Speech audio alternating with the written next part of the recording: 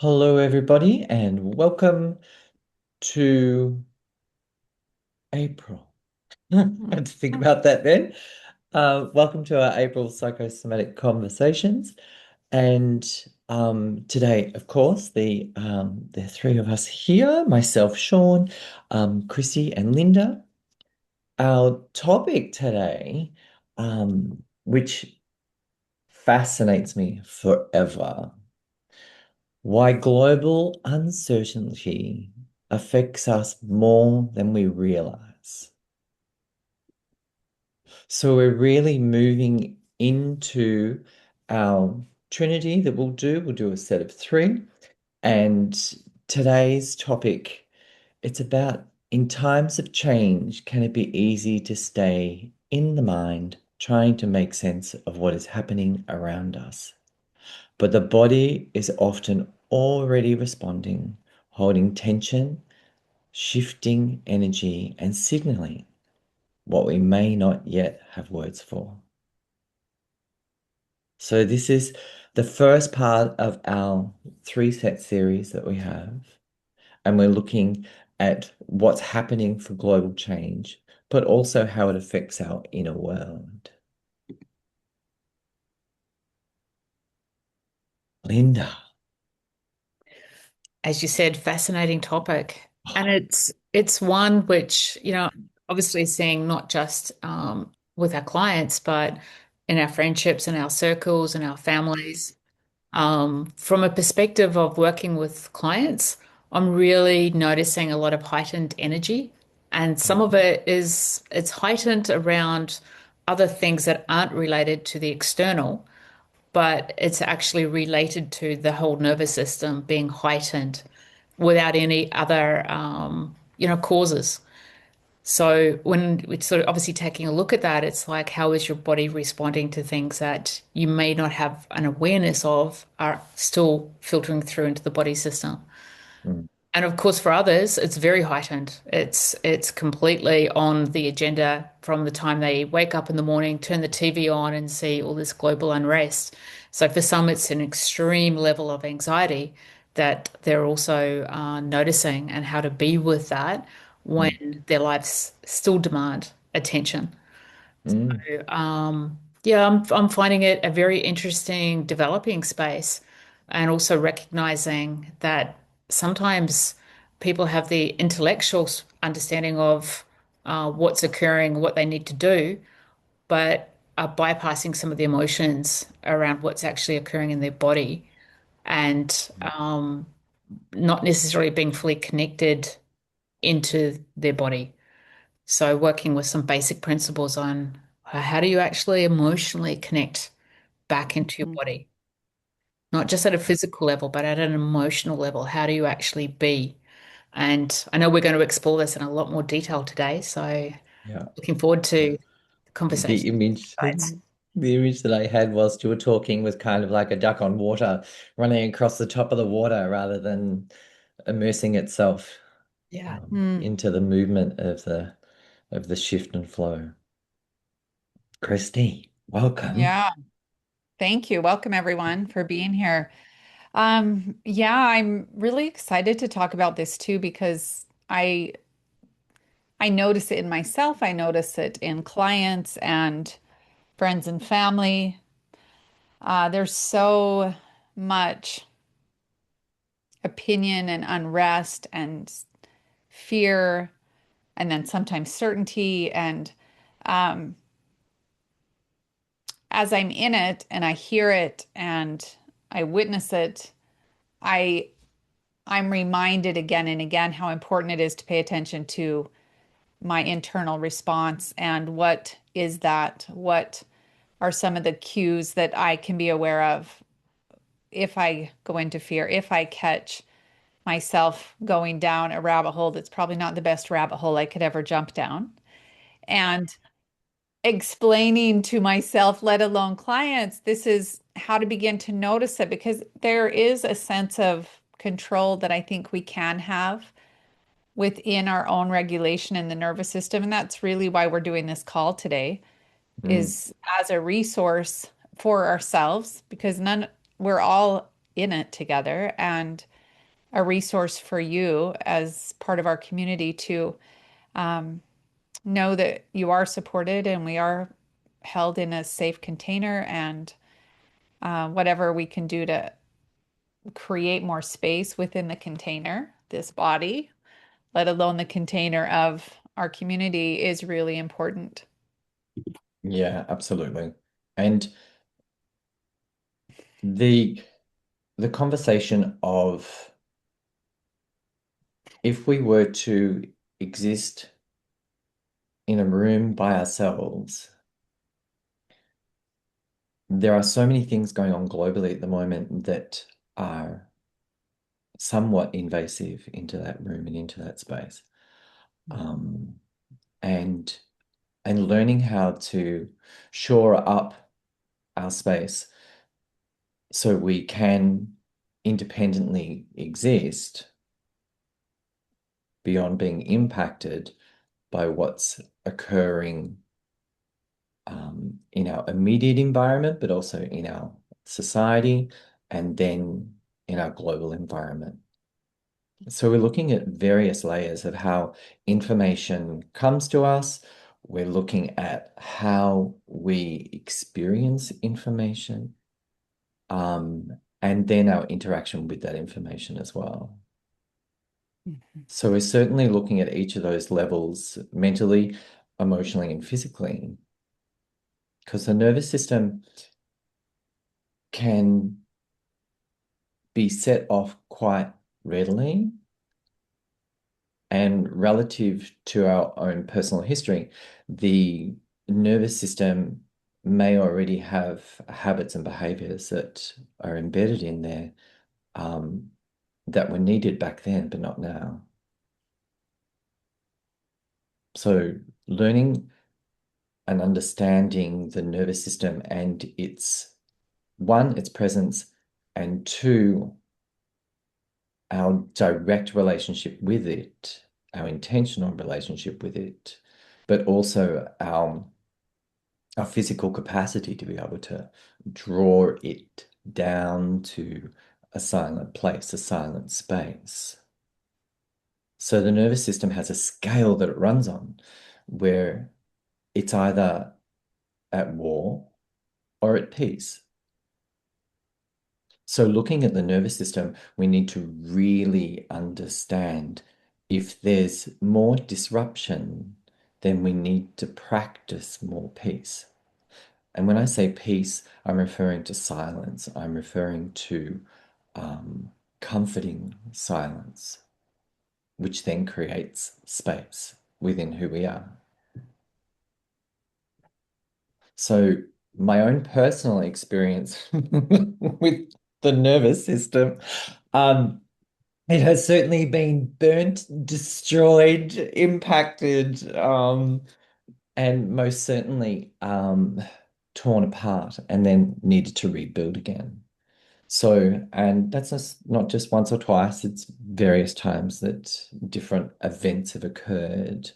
Um, I mean, we can most certainly even look at our own birth and know that that in itself is a very heightened experience. So that also sets off all sorts of um, hormonal, but also behavioral experiences inside of us. So, learning how to create the the tone of nurture or the sensation of the receptivity of nurture is something that's really important for all of us to understand and comprehend. Because we often know what nurture we experienced, what was gifted to us personally, but there are so many more versions than what you were originally given or what you were Mm. handed.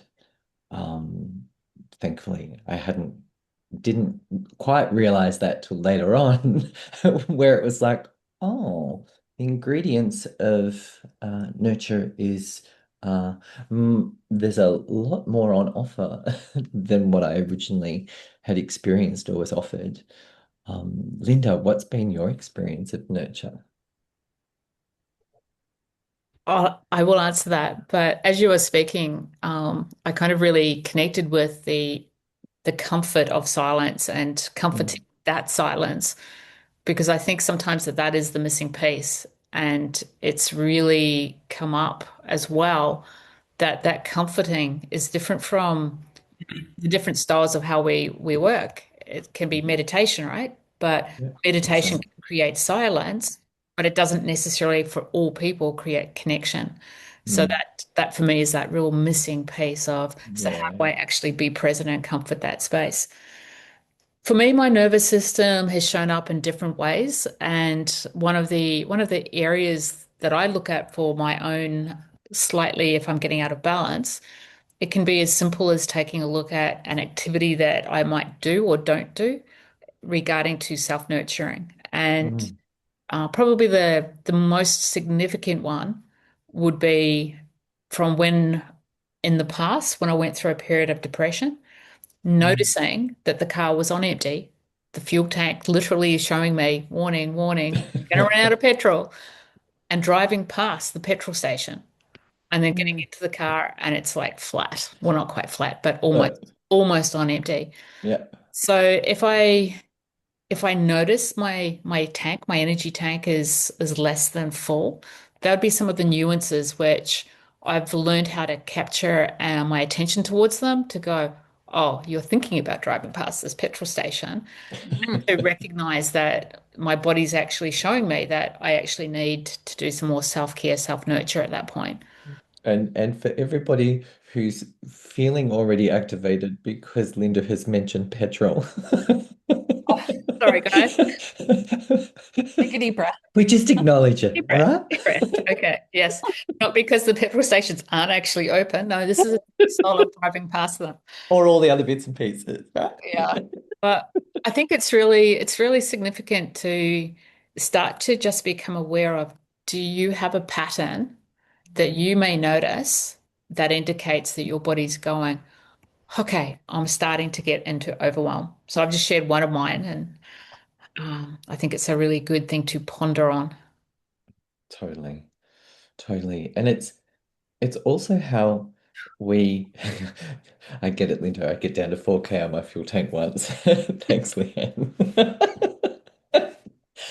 Um, and it's also looking at how we also um, listen to the nervous system, but also um, how we experience the nervous system, but how we respond to the nervous system.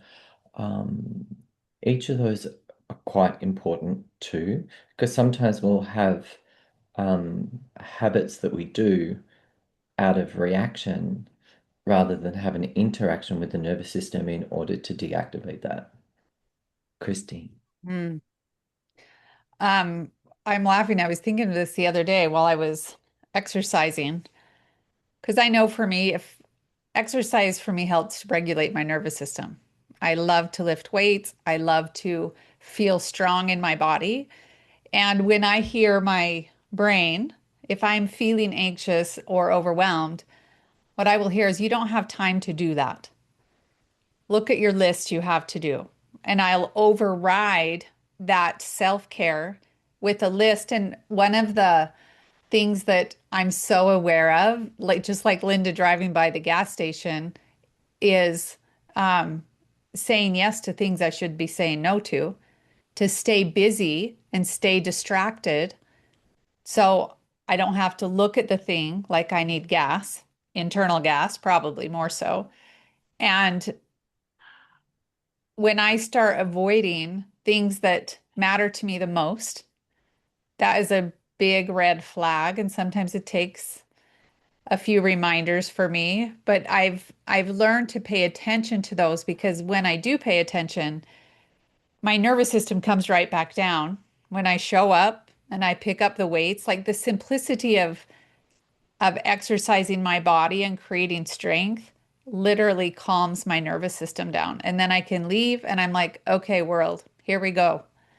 I'm settled. I'm strong. I've taken care of a part of me that is going to show up Mm, so much more Grounded isn't the right word. I feel like it's more resourced when I take care of myself versus bypassing the gas station in my brain, because then it becomes just a mess really fast. Yeah. What is your state of contentment and how are you Yeah, attending to your state of contentment? And are you um, increasing your state of contentment, um, or are you creating further dysfunction? exactly. Because all of that escalates. So the moment that the nervous system becomes activated, and it's a natural experience that as a living human being, we want to protect ourselves by what may be environmental, by what may be emotional, but also we're having this massive interaction within ourselves just by what we're thinking. By whatever a thought is passing, my chemical compound in my body wants to try and run from it, even though it's inside of me. And that's when Christy's talking about lining things up, getting things done. And that's when we're having a reaction, we're firing off out of response to a thought or a sensation that we find as threatening.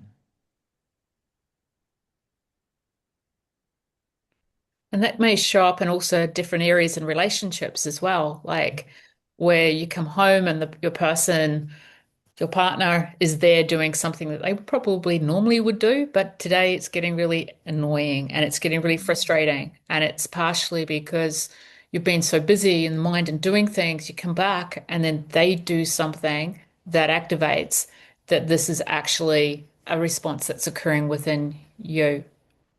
And it gives you some further information on how to be with that space. I have a funny story about that. A while back, I was upstairs with my son and I'm talking to him and I heard my husband downstairs eating soup. Like it was so loud, the sound of the spoon. That's such a good example. And I said, why does he have to eat so loud? And my son said, Mom, he's eating soup. I said, but it's so loud. And then we started laughing because it's one of those things. I'm like, ding, ding, ding. Christy, that's not about him. That's about you. Yeah. We laughed. It Right. was a funny moment. At least you laughed. No, it's so ridiculous, and it's not. I Well, mean, some it people might have wanted to do something in particular with the spoon, right? could be, but it was funny. I'm like, he's eating soup. And just noticing that, though, I think it's so helpful to be aware of your signs Yeah, of either bypassing or being busy or overthinking or scrolling. You know, what is it that pushes past that point where you start ignoring and then things like that come in? yeah, And just like Linda said, then it's like, what are you doing? And it creates a whole other amount of chaos that has nothing to do with the other person. It was that one's all about me, not paying attention to those signs. yeah, Christy, what I love about that example, though, is it really heightens for some people that sound becomes magnified within Oh, their nervous system, which is also activated from a much younger state. And it brings me to a memory I had. I was working with some students, and we had a meditation that we were doing, and then all of a sudden, one person is just like goes like, "Oh, that dog," and starts going off about this dog barking, and though I think there were about 10 of us there, 8 people in the group hadn't even heard the dog. So the heightened sense of the nervous system for her and one other person that was in the group shows that that is a theme where for them, the noise, the external noise, becomes magnified in the body. But it was also really helpful to witness that and to actually experience, because we talk about it and we go, some people have a heightened sense of sound as part of their nervous system regulation. But to actually be in a room where people are going like, what dog? And then actually starting to tune in and hearing the dog and having a conversation around how that actually feels within their whole body system, I think created a lot more compassion for people that actually have that heightened nervous system, which we also see with, by the way, a much smaller chin, which heightens the nervous system. And by Yeah. actually seeing somebody who has that tiny little chin, notice that that is one of their activation points, sound Mhm. and how that reverberates through the body. Yeah. And the history of sound.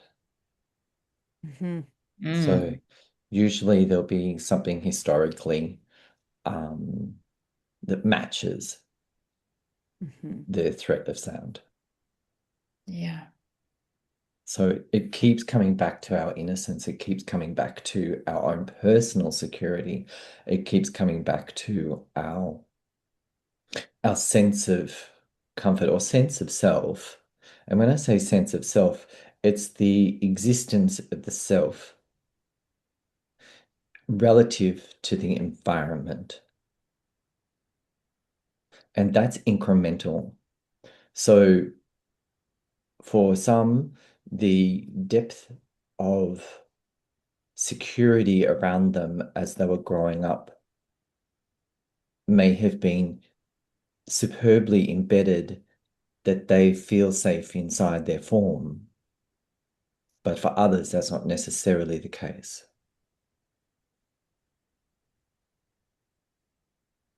So Leanne was also in the chat there, she's put there psychoneuroimmunology. So it's looking at the how to increase the immunity of the mind and the nervous system, right? When the nervous system is self-regulated, self-relating, rather than relating to the world around it, it then increases our capacity to experience who we are as a person more than what the input is from the world. Two different things. Two different things. So we're really looking at some of the primal needs for ourselves as human beings and the essential of how we protect or create protection around the entity that I am in order to coexist in this world. Because I exist inside my flesh, yet the world exists around me. Even my breath is coming from outside of me to inside of me.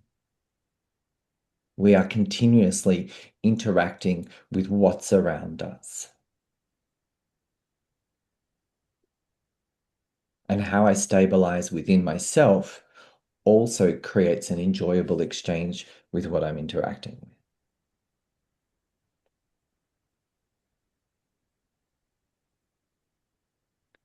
So we're It really looking makes at, go ahead, Christine.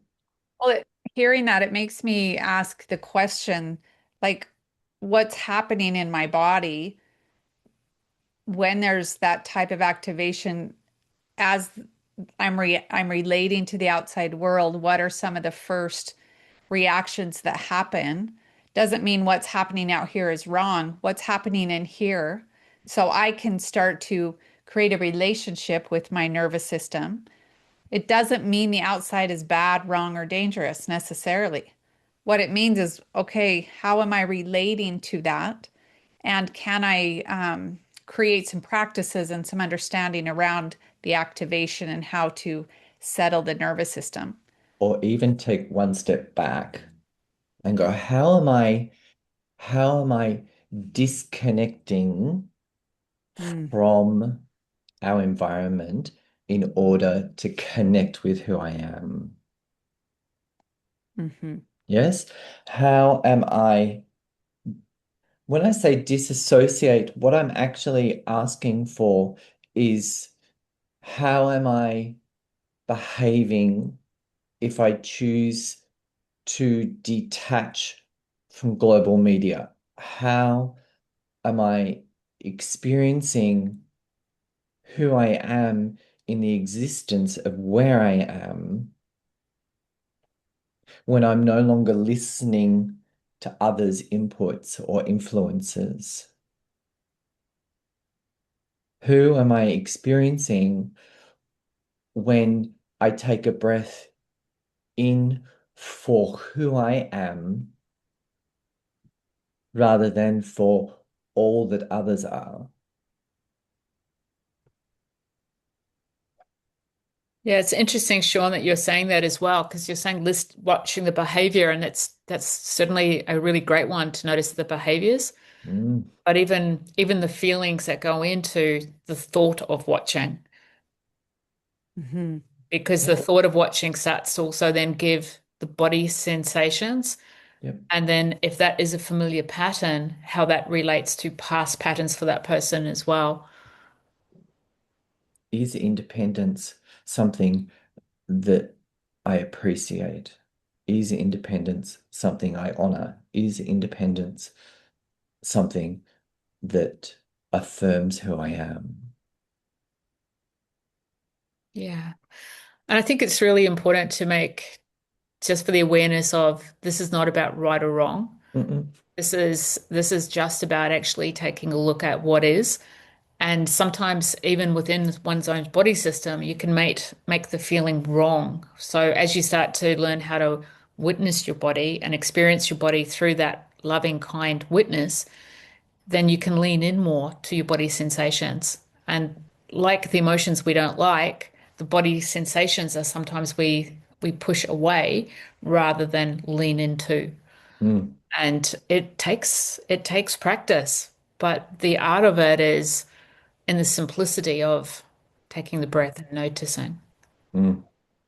And And I would say naming what you're feeling Hmm. in that, and that does sound really simple too. However, and when overwhelm happens, what can often happen is confusion and I don't know, and the spinning so quickly. So the slowing down of what am I feeling and even where am I feeling, either overwhelm or anxiety or sadness. It does slow down that wheel and breathing into that, leaning into that.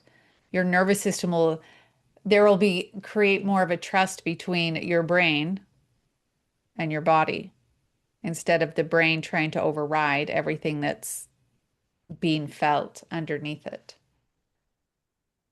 yes, the experience of a physical connection within myself without the monologue of what my brain is interpreting. Hmm. Because there were many times in my life where I needed to protect my body from what my brain was doing, just because of that confusion and dysfunction. And that in itself would obliterate the rest of my being, and then there was nowhere safe to be inside of me. So it was learning the reverse. It was learning how to create a secure haven within who I am. So my mind does not have the right to obliterate who I am. Because that in itself is only showing us history of what I experienced by authoritarians. Because that is what our brain does, Hmm. becomes the authority.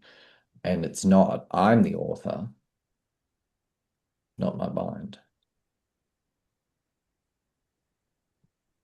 So I can move into inspiration, so I can do things because it feels right to do that, not because of the mental logistics that go with that.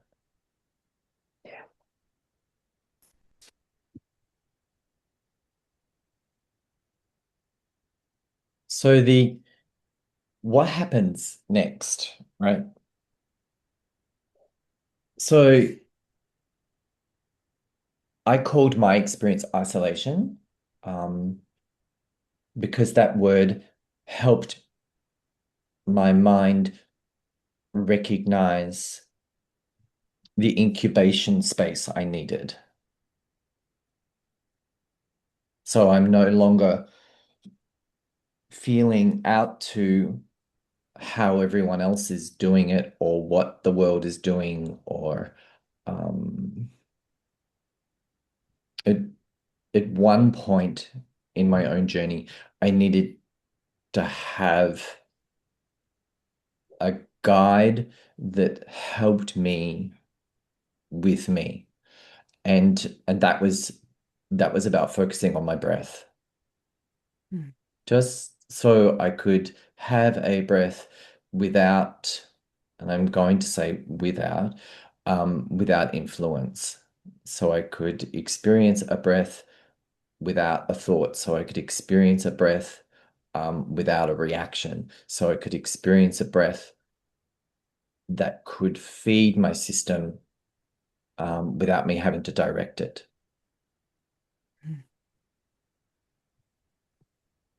So it's learning how to isolate myself from the world. And in doing so, isn't about withdrawal. It's actually about increasing my own personal intimacy. The Internal more, connection. hey, Internal connection. yeah, the stronger my internal connection with myself became, then my durability in the world also started to be seen as well. Yeah. And it's a nice segue to that internal connection is telling you so much more than the emotional bypass. Mhm. And sometimes those two may look similar, but just the way that you have described that so beautifully, it's the difference between the bypass and the connection. Yeah, there's sorry to say this, everybody, there's nowhere to run. Um, there really is nowhere to run. True. And if you're inside and you feel like you're running, I suggest you stop. Um, Stop all of it. Stop immediately. The motion to move, so you can find pleasure in being you. And and there are many decompressing processes that are available that we can certainly utilize. And at the same time, closing your eyes and having a breath is yours for you. There's Because a all of our body reaction from that point on is running all sorts of programs from Mhm. history, from time gone by, from lineage, past lives, all are coursing through us. We have a comment. Would you call that sovereignty, personal intimacy with yourself, what you were just talking about? I would say Thanks, Anne. absolutely, Mm, because it's choice and you're making the choice instead of the brain, instead of the environment. There's a part of you making a choice to slow down. And Sean, I also loved and I appreciate mentioning a guide because I do think that's very important. Sometimes we get into a space where we need someone to sit with us, to take a breath, hmm literally, to notice our breath because sometimes it can be terrifying, or to even close our eyes can be terrifying. And to have someone with you so you're not in isolation, which is what mm, you said you were at, mm, how important that is. And it sounds so simple. And when there's an activation and you're isolated, it isn't. yeah. So And please know that as we say this, a guide or someone you feel safe with to be with you Yes. And is if you're so having an important. aversion to that, then that in itself is also an indicator. Yeah. The breath is probably the number one thing. It's the best friend of the nervous system. Mm. And just following on from you, Christy, I did an exercise with some students this week, and I showed them a part of the face, which was the eyes, and I had them connect with three different sets of eyes. And one set of eyes, and this is just a drawing of eyes, one set of eyes was more distressed than the other two. And I just Mhm. got everyone to just like look into these sets of eyes and to notice what their body was actually signaling. And all of the students kind of went like, "Oh, I'm starting to feel stressed." So that is looking at a picture of an external. And yet we're meeting people every single day. And we may not consciously know that we're reading people, but we're picking up those cues in terms of how people are actually breathing as well. So it's not only our own breath, but it's the breath of others and how Mhm. that literally comes into us. And to be able to stop and pause, take that choice and go, this isn't mine. Oh, yes, I'm just having a reaction and I can breathe and I can recenter and I can calm my nervous system in a very short space. Is really an add-on to what you were saying, Christy, but aligned. Yeah, it matters that Totally. and you're creating a relationship with your nervous system. You're creating a relationship with self. So when we have relating with the outside world, it doesn't blow us over so quickly. We notice it, and we might notice it by whatever activation that is in us, and we can also notice it and move it away from us by the breath. Yes, it doesn't belong necessarily inside of us, even though it's Exactly. around us. I Yeah. belong inside of me. This is my temple. I belong inside of me. Nobody else belongs in here but Mhm. me. But if I have empty space and I'm not filling that space, something will, because that's the way space works.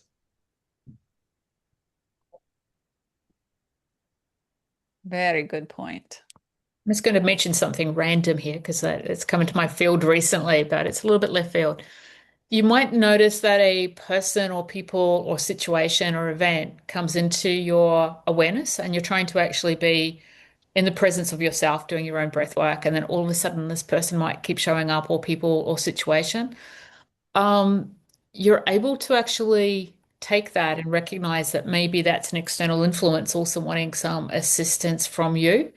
But you can also put it aside and put it into like before you go to bed, put it into like a think of it as like a healing box and Mhm. and put some positive energy into that situation that takes it out of your body system and energetic field to actually receiving some, let's just refer to it as breath, um, from the external so that that situation can start to actually resolve and you can be with you.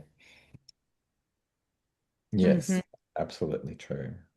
Um, and the more undiluted I am, the more durable I will be.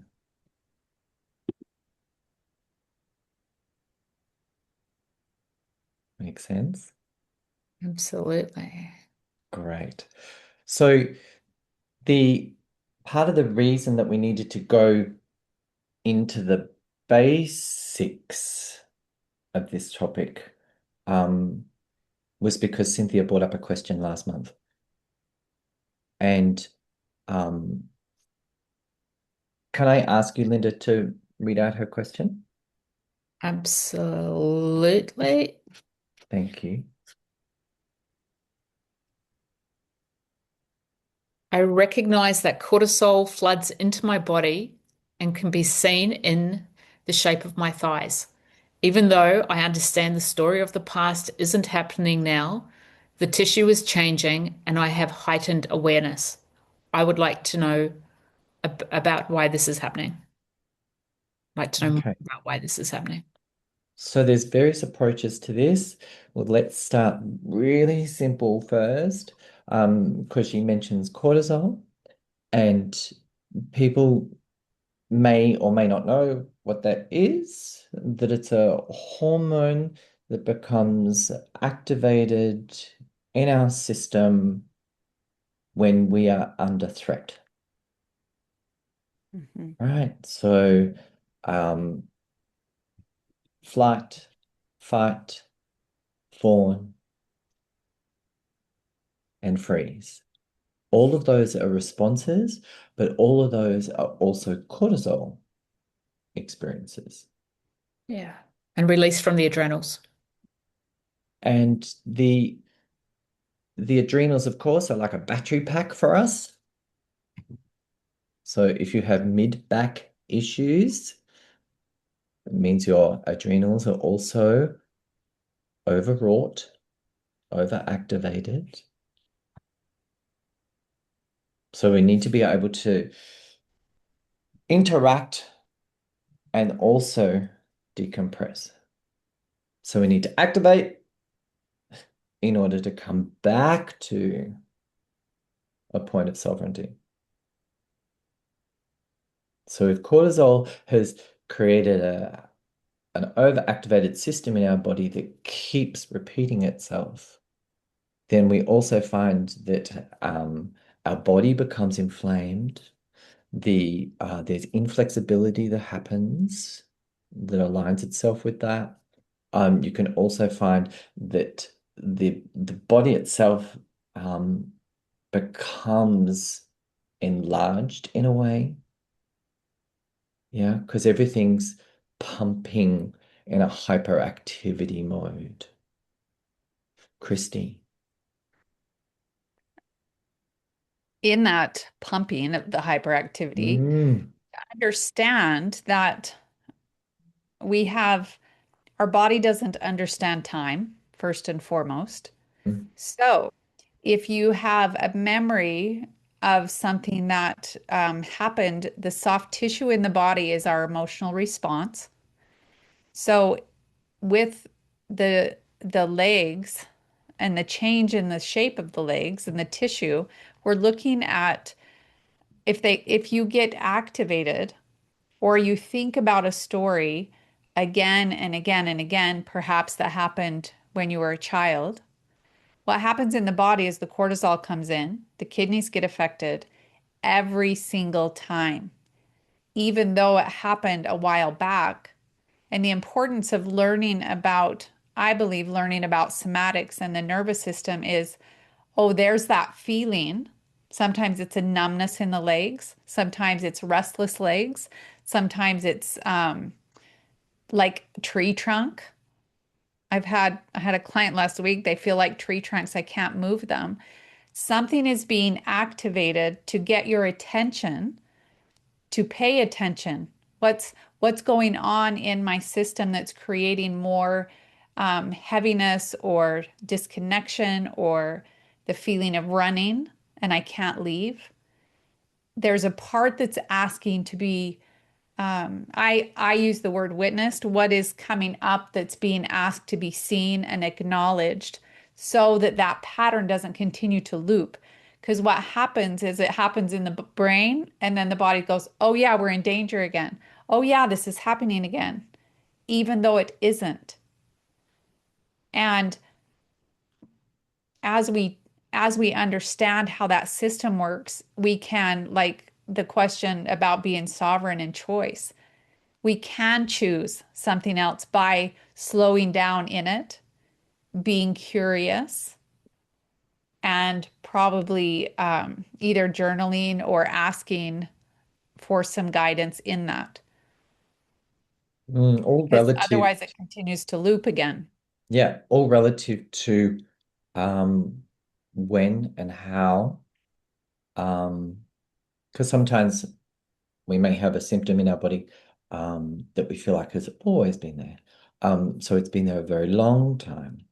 So to that extent, we don't necessarily have the mental logic to be able to deactivate that because it's going to reside in a deeper emotional space. So therefore, the emotional decompression of that space is what we're looking for. And it's not necessarily, yes, it's about the feelings or the emotion that's there, but it's actually taking yourself to a deeper, more vulnerable space. So you can honor yourself from that deeper, vulnerable space rather than the layer that sits around it that feels under threat. Our vulnerability is our access and gateway to our sovereignty. We so often um, avoid or have an aversion to being excessively vulnerable because of history, because we think something might happen when we get there, when actually it's about retrieving that place because that deeper, innocent, precious space is currently locked inside of that overactivated space. So we need to go into that deeper vulnerable space in order to release that behavior, in order to restore our connection with that deeper vulnerable nature of who we are, our innocence, the purity of who we are. Yeah. And this is where, at some level, particularly if there has been some unresolved issues from the past that are still activated, but you've developed coping mechanisms to cope with them quite well, and you're noticing that activation that could link into some areas in childhood or growing up at any point in time. Mm, Finding somebody to work with is really important to hold that space and to be able to show you um, patterns that may be in the unconscious space. mm, Mhm. We have these adaptive patterns for a reason, and we need to make sure that they're safely released. So some of the areas that even we're suggesting, if you feel like what we're saying is too much for you to be able to do by yourself, please reach out to your support system. Obviously, we're here to support you as well. Um, but it's really important to be held in that space and not just to do it alone, because often that do it alone pattern is part of the theme that kind of keeps that nervous system in a state where it's not mm. going to happily change because Or it is trying to unwitnessed. Yeah, protect. yeah, Yeah. yeah. And and the moment that somebody sees my innocence in its purity beyond how I currently perceive it, is the moment that I'm given permission to be more self-loving. And that's the most profound thing that I've had when I walked through life is when I meet people that have access to their purity in such a Mm. way that it reminds me how I can access mine. Mm. And that's And the it's one of most, the most beautiful things to oh, sit with it's so and to be in this divine. space with. So divine. It is because it's not even It's the not an word. education. Yeah. Yeah, It's a it's the relief. presence. Yeah. And we're always relating with our nervous system with other people and sitting with someone who is maybe further along the path, regulated, centered, has greater capacity. That ability within the nervous system is like, and it's not Because we even know it's possible, spoken. right? Yes. And it's a beautiful, beautiful gift. And we know that it can be unraveled, Yeah. whatever it is. And I'm no longer struggling with what it is because my focus is actually accessing my greater innocence. Mm-hmm. That's my divine right. That's my divine gift. That is my uh, humanness of who I am.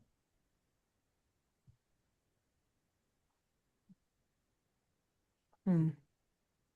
So the body is is profound in its offerings of what it wants us to comprehend around how are we accessing that for ourselves. Yeah, it's the perfect symptomatic gateway. It'll tell me at any given point what my needs are. am I willing to be that need? Um,